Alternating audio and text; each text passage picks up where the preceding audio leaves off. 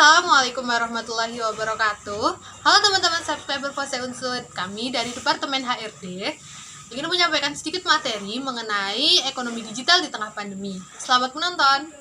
Pandemi COVID-19 sudah mengubah tatanan hidup manusia. Telah terjadi berbagai macam goncangan di hampir seluruh sektor kehidupan. Satu sektor yang sangat terpengaruh yaitu sektor ekonomi. Perekonomian di seluruh dunia telah terjadi penurunan, tak terkecuali di Indonesia sendiri. Salah satu upaya untuk meningkatkan perekonomian di Indonesia khususnya yaitu dengan cara ekonomi digital.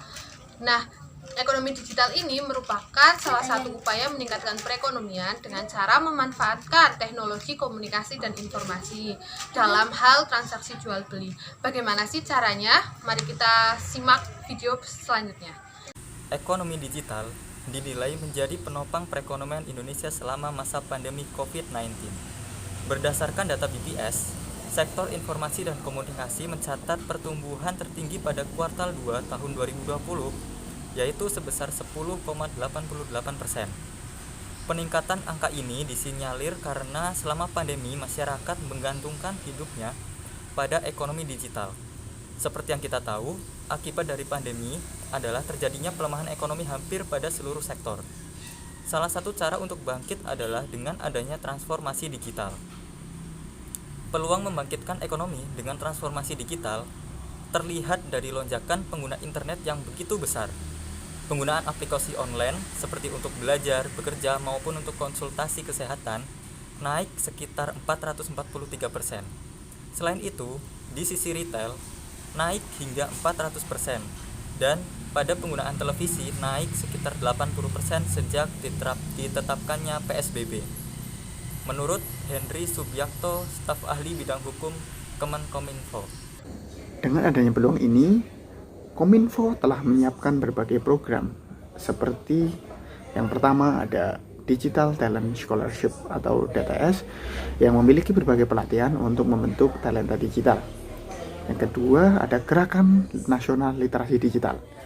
Program ini penting guna untuk memberikan edukasi tentang berbagai program pemahaman pencegahan munculnya kejahatan cyber saat ini menggunakan teknologi yang semakin meningkat.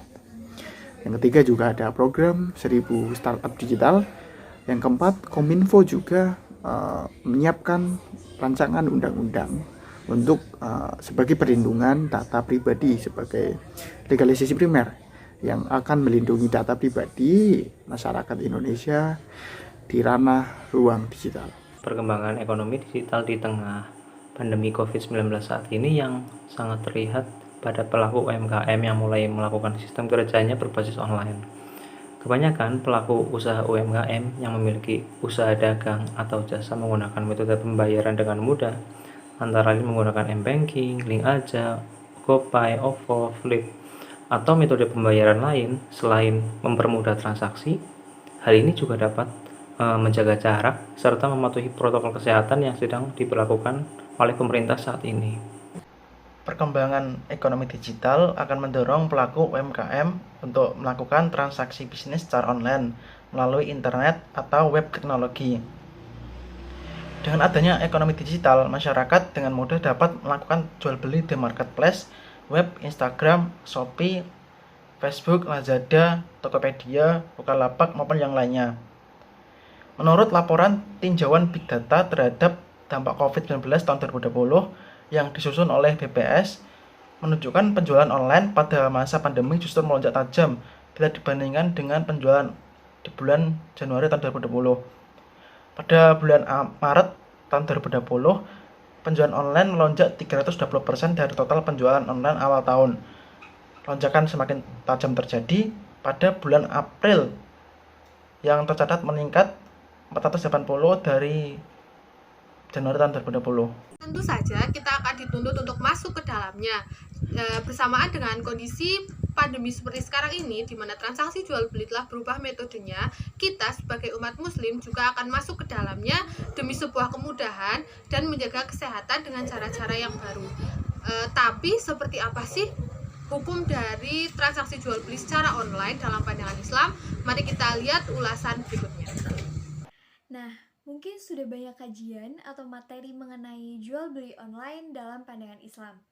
Namun, kondisi pandemi membuat kita menjadi semakin dekat dengan transaksi ini.